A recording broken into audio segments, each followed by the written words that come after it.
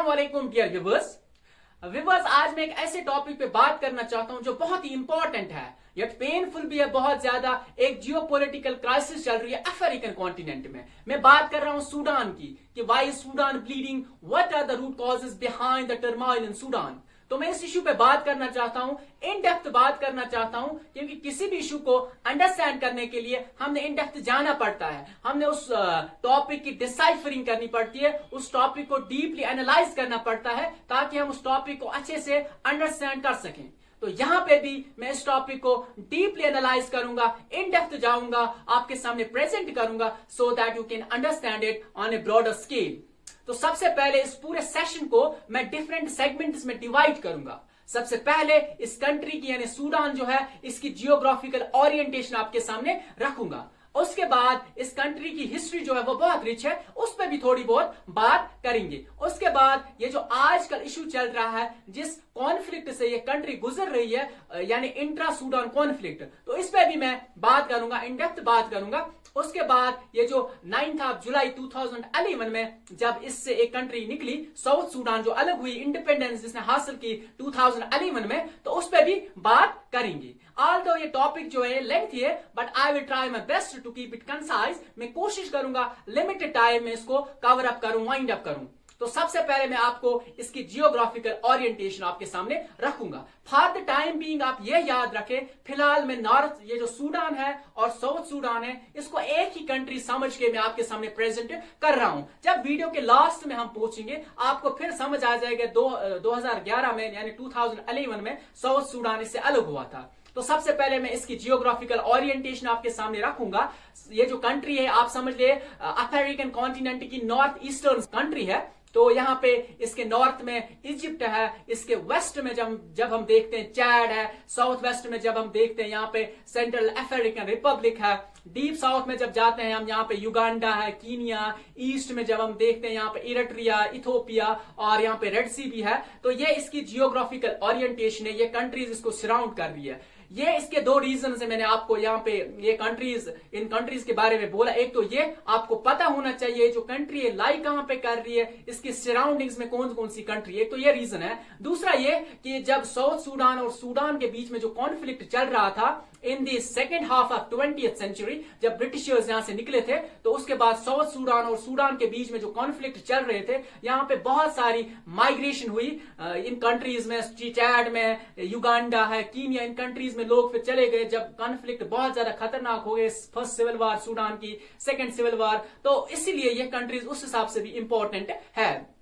ये थी इसकी जियोग्राफिकल जो ओरिएंटेशन है। एक और पॉइंट यहाँ पे मैं बोलूंगा, यहाँ पे आपने सुना होगा longest river in the world, river Nile. तो यहाँ पे दो रिवर्स इसकी कैपिटल में मिलते हैं, एक तो ब्लू नाइल है, एक तो व्हाइट नाइल है।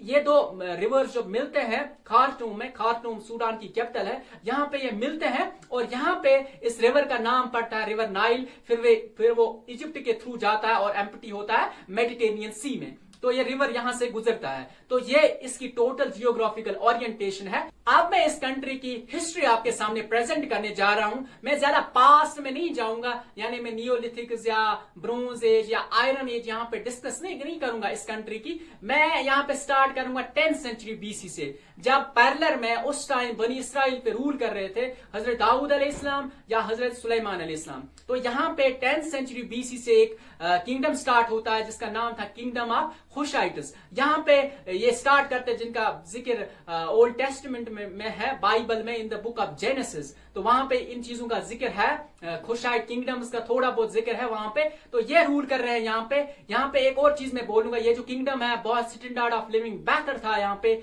और हमने जब हम डिफरेंट सिविलाइजेशंस का मुताला करते हैं, हम देखते हैं चाहे इंडस वैली सिविलाइजेशन है, मेसोपोटामियन है, सुमेरियन है, इजिप्शियन है, रोमन, ग्रीक या ये चाइनीज सिविलाइजेशन, इन सिविलाइजेशंस को जब हम मुताला करते हैं हम देखते हैं कि वुमेन्स का स्टेटस जो है वो हमेशा लो होता है। लेकिन यहाँ पे ये जो सूडान है, इस खुशाइट के किंगडम के दौरान ऑलमोस्ट ये 1200-1300 साल तक यहाँ पे हुकूमत करते हैं। यहाँ पे वुमेन्स का स्टेट जो है वो बहुत हाई था। एवं यहाँ पे बहुत सारी क्वीन्स भी रूल करती थी जिन्होंने रोमन्स के साथ जंगे की और जंगे जीती भी है।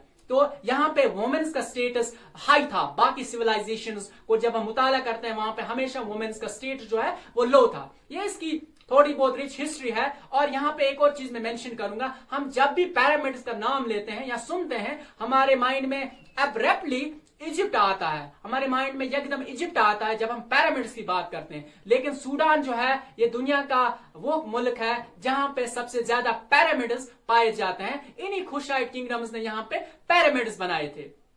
तो यहाँ पे आप समझ लें 10th सेंचुरी बीसी से लेके 350 सी कॉमन एरा तक यहाँ पे इन्होंने हुकूमत की, 1200-1300 साल तक। यहाँ पे इसके बाद 100-200 साल आप समझ लें इंडिपेंडेंट रूलर्स रहे, यहाँ पे इंडिपेंडेंटली उन्होंने यहाँ पे रूल किया। Later on in the beginning of 6th century यहाँ पे क्रिश्चियंस आते हैं, क्रिश्चियंस रूल करते हैं यहाँ पे down to the 15th century, यानी 1000 साल तक यहाँ पे क्रिश्चियंस रूल करते हैं। 6th सेंचुरी से लेके 15th सेंचुरी तक यहाँ पे क्रिश्चियंस आते हैं, नोबियन किंगडम, जो क्रिश्चियन नोबियन किंगडम्स आते हैं यहाँ पे। इसके 2-3 किंगडम्स है, अब अलग अलग, ये वास्ट टॉपिक है। I would like to keep it concise, otherwise ये ज्यादा लेंथी होगा। मैं जो प्रेजेंट करूं, मैं कोशिश करूंगा लिमिटेड टाइम में इसको प्रेजेंट करूं आपके सामने। तो यहाँ पे 1000 ईयर्स तक यहाँ पे क्रिश्चियंस रूल करते हैं। इसी दौरान जब यहाँ पे क्रिश्चियंस आते हैं 6th सेंचुरी में, तो पैरेलल में after I would say few decades यहाँ पे मुस्लिम इस्लाम भी प्रिवेल हो चुका था अरब वर्ल्ड में। तो यहाँ पे हजरत जो रसूलुल्लाह सल्लल्लाहु अलैहि वसल्लम इस दुनिया से जा चुके थे 632 में, इसके बाद 636 में यरमूक और कादसिया भी हो चुकी थी हजरत उमर फारूक के दौर में। जो रोमन और पर्शियन जो किंगडम्स थे वो गिर चुके थे और मुस्लिम आर्मीज अब शिफ्ट कर रहे थे डाउन टू द साउथ, यानी यहाँ पे अफ्रीका की तरफ मुस्लिम आर्मी जाते हैं। सबसे पहले अमर बिन आस रजी अल्लाह तआला अन्हु के दो को कमांडर बना के सबसे पहले मिस्र भेजा जाता है। मिस्र जो बैटल ऑफ अलेक्जेंड्रिया, जो और भी कुछ हिलोपिलस बैटल, वहां पे जो मुस्लिम आर्मी है वो कॉन्कर करती है। उसके बाद ये यानी 640 में उसी दौरान हजरत उमर फारूक एक आर्मी भेजते हैं यहाँ पे सूडान की तरफ। ये नजदीक ही है, इजिप्ट के साथ ही है, लेकिन यहाँ पे मुस्लिम आर्मी सक्सेसफुल नहीं होती है। उसके बाद मुस्लिम आर्मी 8-10 साल तक थोड़े बहुत कॉन्फ्लिक्ट हुए थे सूडान के साथ, लेकिन बाद में हजरत उस्मान बिन अफ़्फ़ान रज़ी अल्लाह तआला अन्हु के दौर में यहाँ पे इनके साथ एक ट्रीटी होती है 652 में, कि उस ट्रीटी का नाम था ट्रीटी ऑफ बख्त। जहां पे इस ट्रीटी का ये मकसद था कि अब इन दो कंट्री इजिप्ट और यहाँ पे जो सूडान था, इनके बीच में ट्रेड अच्छे से होगा, रिलीजियस फ्रीडम होगी, ट्रेड होगा अच्छे से, तो और कोई जंग ऐसे कॉन्फ्लिक्ट्स नहीं होंगे। ये ट्रीटी जो है ये फॉर 600 इयर्स तक ये एक्टिव रही, यानी पीसफुल रहा फॉर नेक्स्ट 600-700 इयर्स। ये ट्रीटी जो है ये सक्सेसफुल रही। और उसके बाद अदरवाइज मुस्लिम आर्मी बहुत स्ट्रांग थी, यानी जब हजरत उस्मान के दौर में फिर इजिप्ट से होके यहाँ पे लीबिया भी कवर होता था, ये जो कैप्चर हुआ था हजरत उस्मान के दौर में, अल्जीरिया भी हुआ था। उसके बाद उमैयड्स के दौर में 610 में यहाँ पे तुनिसिया भी, ये जो उकबा बिन नाफिया के कमांड में जब तुनिसिया भी कॉन्कर होता है। उसके बाद मराकश, वेस्टर्न सहारा, ये जो मूसा बिन नुसैर के अंडर यहाँ पे ये कवर होता है। उसके बाद मुस्लिम आर्मी इतनी स्ट्रांग होती है, जब यहाँ पे अटलांटिक ओशन आता है सामने, तो मुस्लिम आर्मी फिर शिफ्ट करते हैं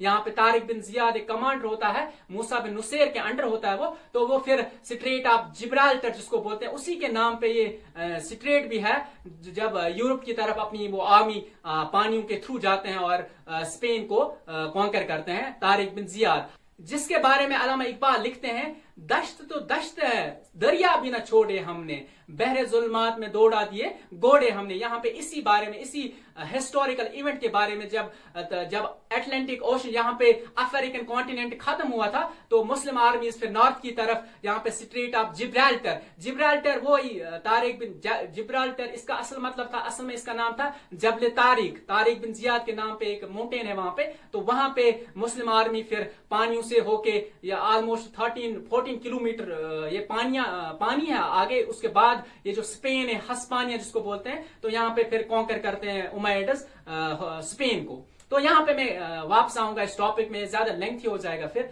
तो यहाँ पे मैं बोलना चाहता हूँ कि मुस्लिम आर्मीज बहुत स्ट्रांग थी, यानी यहाँ पे ऑलमोस्ट वेस्टर्न अफ्रीका पूरा कवर हो चुका था। लेकिन हजरत उस्मान ने जो ट्रीटी की थी इनके साथ, ट्रीटी ऑफ बख्त, उसको वायलेट नहीं किया गया और यहाँ पे 600-700 इयर्स तक ये ट्रीटी सक्सेसफुल रही। और यहाँ पे रिलीजियस फ्रीडम तो थी, तो क्या हुआ कि ये जो मुस्लिम वेल लर्नड स्कॉलर्स और ट्रेडर्स जो थे, ये इन लोगों के साथ जब ट्रेड करते थे और डिस्कशंस होते थे इन लोगों के साथ, एक तो यहाँ पे क्रिश्चियनिटी थी और इसके साथ साथ अफ्रीकन ट्रेडिशनल ये जो रिलीजन था वो भी यहाँ पे लोग फॉलो करते थे।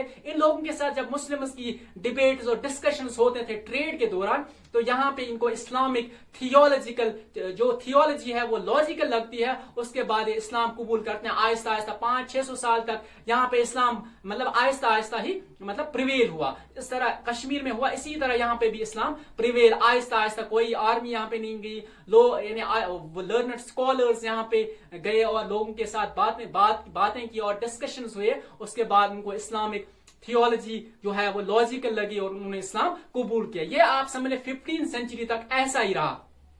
उसके बाद क्या होता है कि 15वीं सेंचुरी में एक किंगडम आता है, उसका नाम है थुंज ऑफ सिनार किंगडम एक है। ये यहाँ पे पहले तो एक क्रिश्चियंस थे, जब ये हुकूमत में आते हैं उसके बाद ये इस्लाम कबूल करते हैं और इसके बाद मुस्लिम पॉपुलेशन है और इंक्रीज होती है। और इसके साथ साथ ये जो फुंज सिनार ऑफ डायनास्टी, ये जो फुंज सल्तनत ऑफ सिनार इसको बोलते हैं, तो यहाँ पे ये ऑलमोस्ट 300 इयर्स तक यहाँ पे हुकूमत करते हैं। प्रिसाइजली मैं बोलूंगा 316 इयर्स तक, यानी 1504 से लेके 1820 तक यहाँ पे ये डायनास्टी आती है, ये यहाँ पे रूल करती है।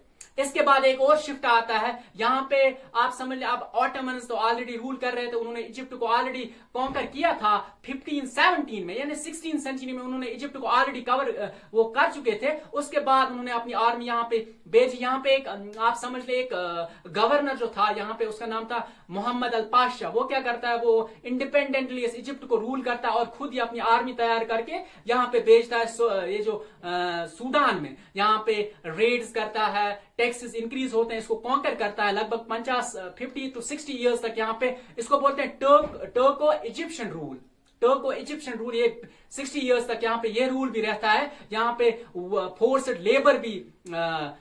लेबर यहाँ पे इम्पोज किया जाता है। फोर्स्ड लेबर मतलब यहाँ पे भी जब हम कश्मीर में भी पढ़ते हैं हिस्ट्री, यानी डोगरास की हिस्ट्री जब हम पढ़ते हैं, जो 1846 से लेकिन 1957 ये 47 तक, यहाँ पे भी जिसको हम बोलते हैं बेगर, कश्मीरी में हम बोलते हैं उसको बेगर, यानी फोर्स्ड लेबर, लोगों को जबरदस्ती लिया जाता था काम करने के लिए। तो यहाँ पे भी ये फोर्स्ड लेबर का इश्यू था और ये जो स्लेव रेड्स होती थी, यानी गांव में जाते थे आर्मीज और रेड करते थे, जो लोग आते हैं सामने उनको स्लेव बना के इजिप्ट ले जाते थे। 50-60 इयर्स तक ये रहा। जब टैक्स भी मतलब चीजों पे टैक्स भी इंक्रीज हुआ और बहुत सारी मतलब जुल्म भी हुआ, तो लोग यहाँ पे एक मूवमेंट उठी। उसका नाम, उस बंदे का नाम था मोहम्मद अहमद अल महदी। उसने दावा किया था मैं महदी हूं, महदी अल इस्लाम जो आखिरी जमाने में मतलब आएंगे। तो यहाँ पे इस बंदे ने क्लेम किया था मैं महदी हूं।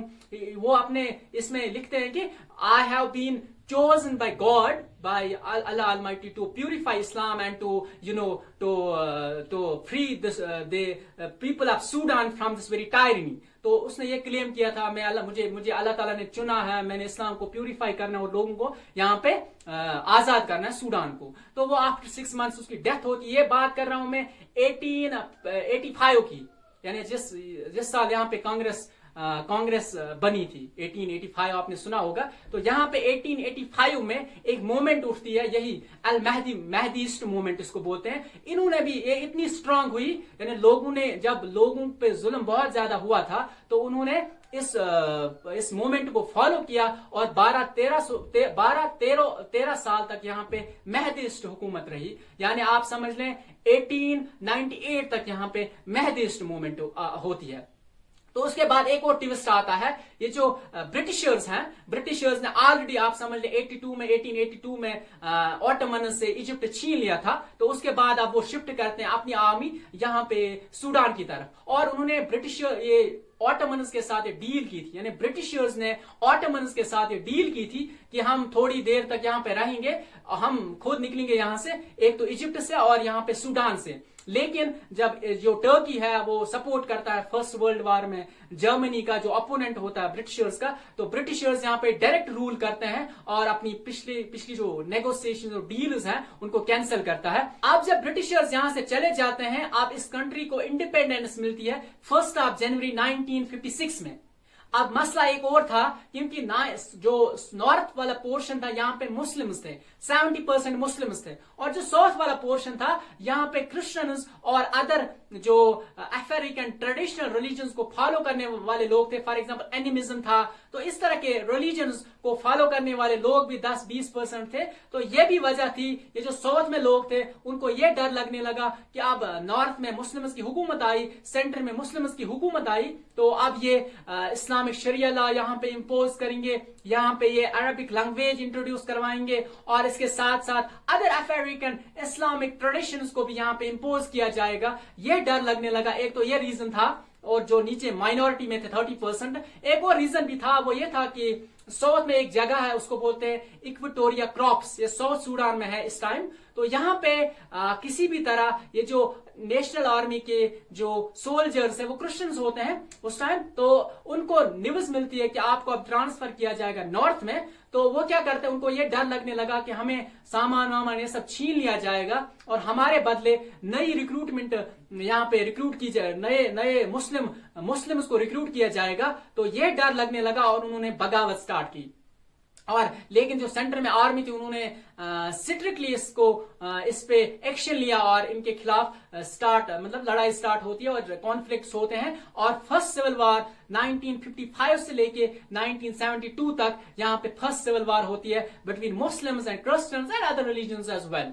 ये था इसका रीजन। और इसी दौरान 1960s में डिफरेंट क्रिश्चियन मूवमेंट्स उठती है इस नॉर्थ के खिलाफ। फॉर एग्जांपल अनायाना स्नेक्स वेनम जिसको बोलते हैं, सांप का जहर इसका नाम था। तो एक मूवमेंट उठती है साउथ में सेंटर के खिलाफ, यानी मुस्लिम्स के खिलाफ, जिसको लीड कर रहे थे उस टाइम जोसेफ लागू है या एग्री जॉर्डन है या गॉर्गन है। इस तरह के ये लोग जो है ये इसको लीड कर रहे थे और सेंटर के खिलाफ इन्होंने ये डिफरेंट मूवमेंट्स लॉन्च की और ये सिविल वार में चेंज हुई और 18 साल तक ऑलमोस्ट यहाँ पे फर्स्ट सिविल वार रहती है, यहाँ पे 72 तक।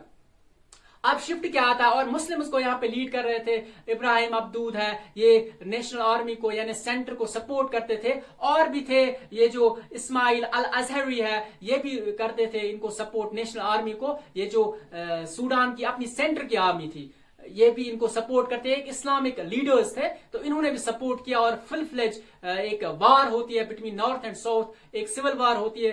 आप समझ लें यहाँ पे सिविलियंस की डेथ होती है बहुत ज्यादा, 5 लाख सिविलियंस की डेथ होती है और 1 मिलियन एटलीस्ट यहाँ पे डिस्प्लेस होते हैं। कुछ माइग्रेशन करते हैं नियर बाय कंट्रीज में, कुछ यहाँ पे डिस्प्लेस होते हैं डिफरेंट एरियाज में। तो ये थी फर्स्ट सिविल वार। यहाँ पे हालात बहुत ज्यादा खराब होते हैं। इसी दौरान 1969 में क्या होता है कि एक रूलर आता है ऊपर नॉर्थ में, सेंटर में, तो जिसका नाम था, अभी साउथ जो है वो नॉर्थ के ही अंडर है फिलहाल, लेकिन अब ज्यादा जो कंट्रोल था वो नॉर्थ के पास ही था, मुस्लिम्स के पास ही था, और यहाँ पे इनके पास नेशनल आर्मी इनके पास ही थी। तो यहाँ पे क्या होता है, एक रूलर आता है जिसका नाम था जाफर नमीर 1969 में।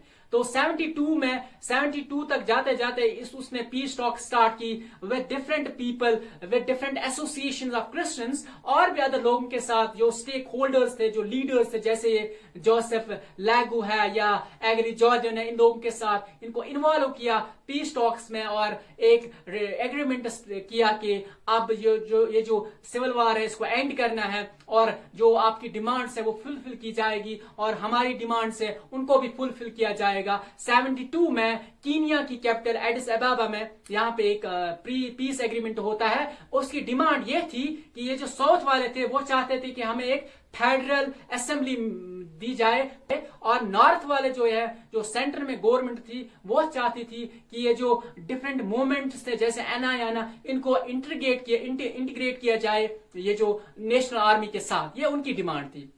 अब यहाँ पे पीस टॉक्स होते हैं। इस पीस टॉक्स के बाद आप समझ लें 8-10 साल तक नेट सिचुएशन नॉर्मल रहती है। बीच बीच में कॉन्फ्लिक्ट रहते थे लेकिन ओवरऑल सिचुएशन नॉर्मल रहती है। लेकिन 1983 में क्या होता है कि ये जो साउथ में और ये रेबिलियन ग्रुप्स जो है ये और वायलेंट होते हैं, बीच बीच में ज्यादा सिचुएशन खराब होती है बीच बीच में। तो यहाँ पे जो जाफर नमीर है ये पिछले तमाम एग्रीमेंट्स को कैंसिल करता है, इनको फेडरल गवर्नमेंट इनकी कैंसिल होती है और साउथ की और भी जो भी एग्रीमेंट्स थे पिछले एडिस अबाबा की मीटिंग में जो एग्रीमेंट हुआ था between south and north in Kenya, तो उसको कैंसिल किया गया और उसके बाद यहाँ पे एक शरिया लॉ इंपोज किया जाता है। आप समझ ले, इसके बाद 2 साल बाद इसको भी हुकूमत से हटा देते हैं और उसके बाद कॉन्फ्लिक्ट होता है बहुत ज्यादा। आप समझ लें कंटिन्यूअसली 1983 से लेके 2005 तक सेकेंड सूडानी सिविल वॉर स्टार्ट होती है। ये 22 इयर्स तक दूसरी सिविल वॉर स्टार्ट होती है बिटवीन नॉर्थ एंड साउथ। यहाँ पे भी हालात बहुत ज्यादा खराब होते हैं। इसी दौरान 1989 में यहाँ पे क्या होता है कि एक रूलर आता है, उमर अल बशीर। ये भी बहुत स्ट्रिक्ट होता है, ये भी फुल फ्लेज वॉर इनके खिलाफ। अबू तुराबी इसका एक मुस्लिम ऑर्गेनाइजेशन थी, वो उसको सपोर्ट भी उन्होंने किया, उसको हुकूमत में भी उन्होंने लाया। तो यहाँ पे ये full fledge war against south ये लॉन्च करता है इन रेबल्स के खिलाफ। 1989 में ये हुकूमत में आते हैं। यहाँ पे मैं एक और चीज मेंशन करूंगा, इसी टाइम मुझे माइंड में आया।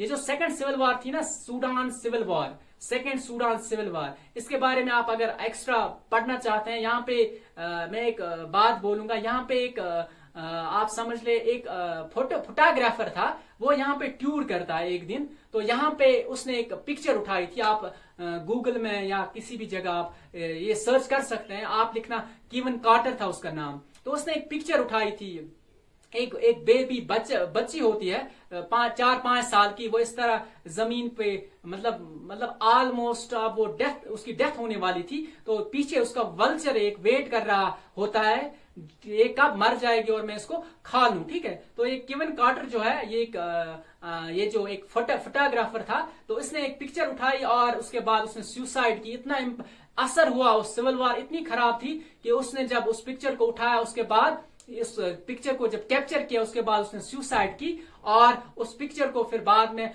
पुलित्जर अवार्ड भी मिला। आप इसको देख सकते हैं। ये 1993 की बात है, सेकेंड सिविल वॉर के दौरान। अब मैं इसको स्किप करता हूं, अब मैं थोड़ा आगे बढ़ता हूं। यहाँ पे सिविल वॉर कंटिन्यूअसली 2005 तक। इस सिविल वॉर में ये ज्यादा डेवस्टेटिंग थी। इसमें फेमेन होता है, स्कैर्सिटी ऑफ फूड और भी बहुत ज्यादा मतलब सिचुएशन बहुत ज्यादा खराब होती है। और 2005 में जब इंटरनेशनल प्रेशर आ जाता है इन उमर अल बशीर पे, जो हुकूमत में होता है, तो उसने क्या किया, यूएन से, यूएस से और ये जो अफ्रीकन यूनियन है वो भी इंटरफियर करता है। 2005 में इसको खत्म किया जाता है सेकेंड सिविल वॉर को, और यहाँ पे इनके साथ एग्रीमेंट किया जाता है। साउथ सूडान जो है उसको बोला गया कि 6 साल तक आपने हमारे अंडर रहना है। 6 साल के बाद पहले ये जो रेफरेंडम होगा 2011 में, अगर आपके लोग एक वोटिंग होगी, रेफरेंडम होगा, अगर आपकी कंट्री जो है वो अलग रहना चाहते हैं, उनको फ्रीडम दी जाएगी। उसके बाद 6 साल तक नॉर्मली रहा। उसके बाद 2011 में रेफरेंडम हुआ और साउथ सूडान से अलग हुआ, एक नई कंट्री बनी। अब मैं पहले इसको वाइंड अप करूंगा, उसके बाद में वापस आऊंगा। इंट्रा सूडान जो अब आजकल कॉन्फ्लिक्ट चल रहा है, अब वो नॉर्थ में यानी सूडान में चल रहा है। अब ये साउथ सूडान जो है इसको मैं कंक्लूड करूंगा, इसको मैं वाइंड अप करूंगा। अब 2011 में साउथ सूडान से अलग होता है। यहाँ पे जो प्रेसिडेंट होता है वो पहला प्रेसिडेंट बनता है सल्वा कीर, और इसका वाइस प्रेसिडेंट जो है वो रिक मार्चर होता है। तो यहाँ पे इनकी हुकूमत बनती है। 5 साल तक इनके बीच में भी कॉन्फ्लिक्ट रहता है। एक चाहता है मैं ही रूल करूं, दूसरा चाहता है जो वाइस प्रेसिडेंट है वो चाहता है मैं करूं, प्रेसिडेंट जो है वो चाहता है मैं ही रूल करूं। अब 5 साल तक इनके बीच में कॉन्फ्लिक्ट्स रहते हैं। 2018 में इनका एक एग्रीमेंट होता है यूनिटी गवर्नमेंट का, कि फिलहाल हम 2-3 साल तक एक यूनिटी गवर्नमेंट बनाते हैं। उसके बाद उन्होंने टाइमलाइन दिया था कि 2025 में हम यहाँ पे एक इलेक्शंस होंगे, एक अच्छे से डेमोक्रेटिक तरीके पे ये जो वोटिंग होगी, इलेक्शंस होंगे, और यहाँ पे हुकूमत, तब तक हम हुकूमत में रहते हैं। आज 2025 से सिचुएशन नॉर्मल है, लेकिन अभी भी वो इलेक्शंस नहीं हुए, अभी भी एक डिक्टेटर 2 है, वो वही रूल कर रहे हैं। अब फिलहाल इस टाइम साउथ जो है वो काम है, वो ठीक है। अब मैं नॉर्थ की तरफ आता हूँ। साउथ तो यहाँ पे कंक्लूड हो गया, इन्होंने हुकूमत हासिल की, पहले 4-5 साल इन्होंने भी स्ट्रगल किया, कॉन्फ्लिक्ट्स हो गए, 5 साल तक सिविल वार यहाँ पे भी रही। उसके बाद इन्होंने यूनिटी गवर्नमेंट बनाई और डेडलाइन दी थी 2025 तक हम यहाँ पे इलेक्शन करवाएंगे, लोकल लोगों को इन्वॉल्व किया जाएगा इलेक्शंस में, तो एक डेमोक्रेटिक तरीके से यहाँ पे गवर्नमेंट होगी। तो यहाँ पे ये कंक्लूड करता हूं मैं, ये साउथ सूडान था। अब मैं इस टॉपिक की तरफ आऊंगा जो असल में आजकल जो इश्यू है, इंट्रा सूडान कॉन्फ्लिक्ट। अब इसमें मैं आऊंगा, साउथ सूडान तो अलग हो गया, अब वो काम है, ठीक है, वो नॉर्मली चल रहा है। अब जो आजकल का जो कॉन्फ्लिक्ट है वो सिर्फ सूडान में है, अब वो मुस्लिम्स और मुस्लिम्स के बीच में है। यहाँ पे वेस्ट में एक एरिया, उसको बोलते हैं दारफूर। दारफूर में क्या होता है कि 2003 में यहाँ पे दो मूवमेंट्स उठती है, दो ग्रुप्स उठते हैं। एक था सूडान लिबरेशन आर्मी, एक थी जस्टिस एंड इक्वलिटी। ये जो मूवमेंट है इनको लीड कर रहे थे, एक था ये जो अब्दुल वाहिद है, अब्दुल वाहिद नूर, एक और बंदा इनको लीड कर रहा था, वो था इब्राहिम खलील। ये दो बंदे हैं, ये लीडर्स हैं इन दो मूवमेंट्स के। इन्होंने हुकूमत के खिलाफ बगावत स्टार्ट की, इन्होंने ग्रीवियंसेस रखी कि हमारा रोड ट्रांसपोर्ट, फैसिलिटीज, ये सब चीजें, हमें इन चीजों से दूर रखा गया। जब उन्होंने देखा कि ये जो सूडान है, इन्होंने नॉर्थ के जो साउथ सूडान के साथ डील की, एग्रीमेंट हुए और सिचुएशन नॉर्मल हुई, लेकिन हमारी तरफ ध्यान ही नहीं दिया गया, तो उन्होंने ये जो बगावत स्टार्ट की और उसके बाद यहाँ पे हालात खराब होते हैं 2003 में। 2003 से लेके 2008 तक यहाँ पे खतरनाक, आप समझ लें, डेवस्टेटिंग सिचुएशन होती है, एक खतरनाक कॉन्फ्लिक्ट होता है। यहाँ पे 1.5 लाख मुस्लिम्स की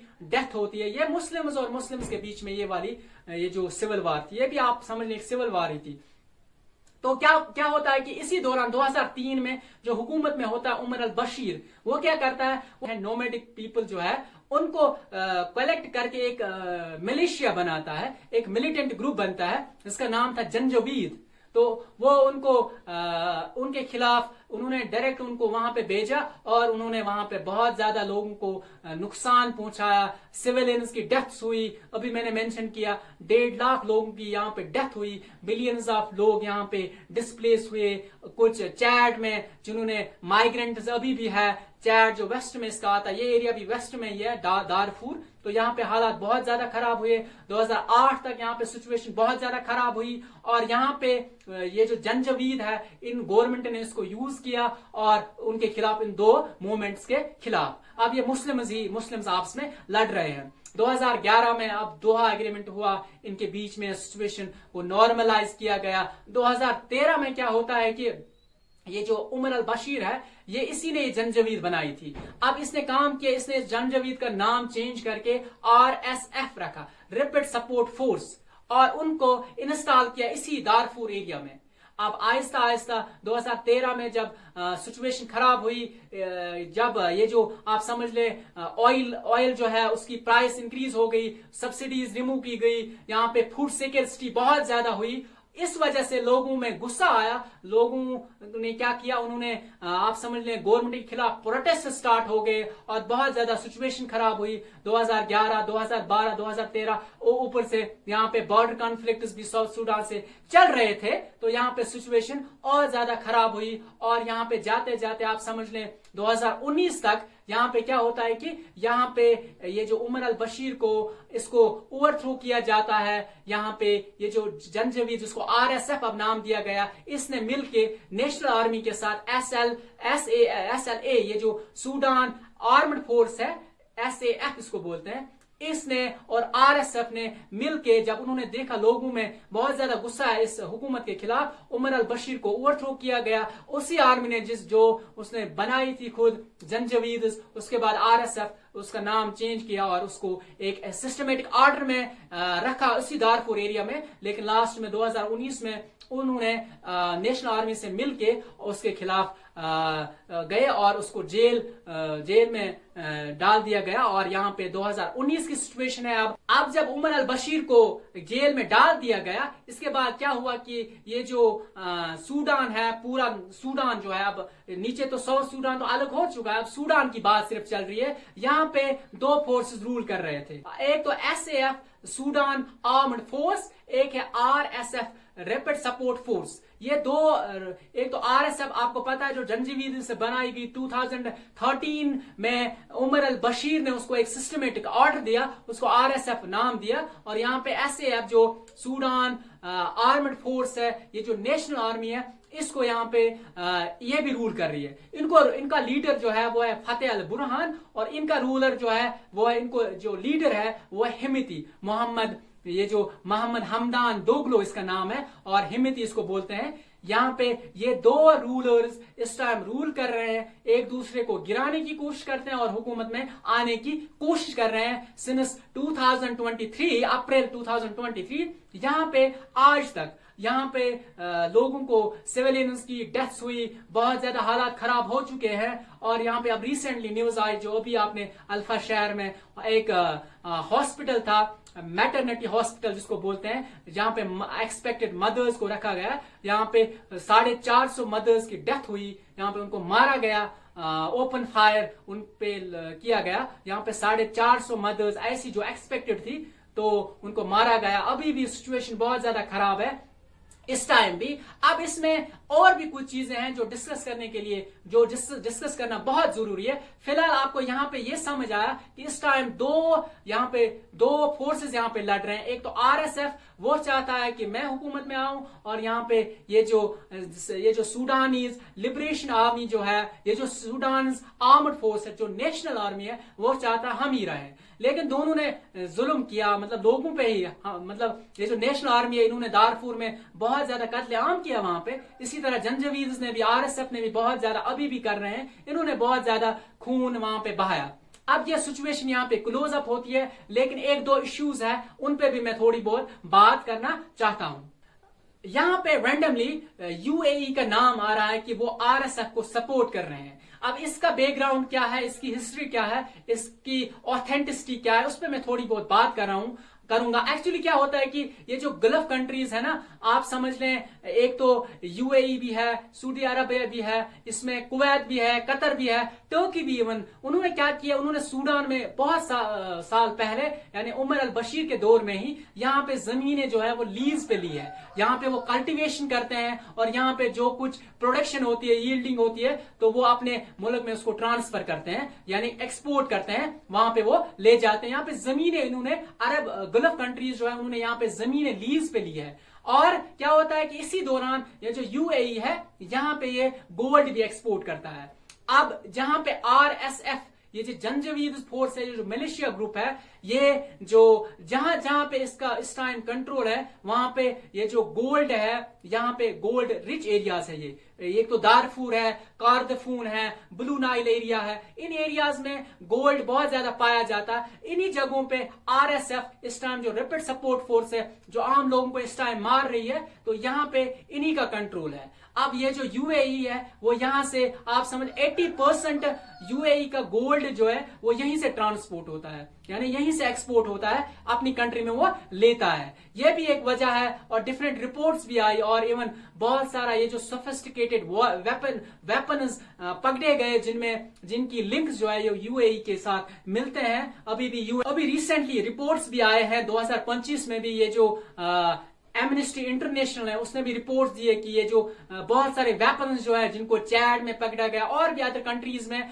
जिनको आरएसएफ तक पहुंचाने की कोशिश की जा रही थी, जिनके लिंक्स जो है वो यूएई के साथ मिल रहे हैं। और एक तो ये रिपोर्ट, ये जो एमनेस्टी इंटरनेशनल रिकॉग्नाइज्ड प्लेटफॉर्म है, इसके अलावा भी ह्यूमन राइट्स ऑर्गेनाइजेशंस जो है, इन्होंने और भी बहुत सारे पैनल्स हैं, इंटरनेशनल पैनल्स हैं, उन्होंने रिपोर्ट्स बहुत सारे इस पे आर्टिकल्स लिखे गए हैं कि यूएई है ये सपोर्ट करता है अब आरएसएफ को डायरेक्टली। अब रिसेंटली यूएई के कुछ मिनिस्टर्स ने भी इसको एक्सेप्ट किया कि हमसे गलती हुई है। और इसके साथ साथ अब एक और रीजन भी है, अगर से बहुत सारी कंट्रीज यहाँ पे लीज पे जमीनें ली हैं, लेकिन यूएई का ये जो नाम है इसलिए भी ज्यादा सामने आ रहा है। एक तो ये जो सूडान है, इन्होंने यूएई को इंटरनेशनल कोर्ट ऑफ जस्टिस में इसी साल मार्च में इनको केस किया गया है इंटरनेशनल कोर्ट ऑफ जस्टिस। अभी वो केस जो है वो पेंडिंग है, वो प्रोसेस में है, अभी उसका कोई रिजल्ट नहीं आया। लेकिन ये जो है ये लिंक्स जो है ये यूएई के साथ इसलिए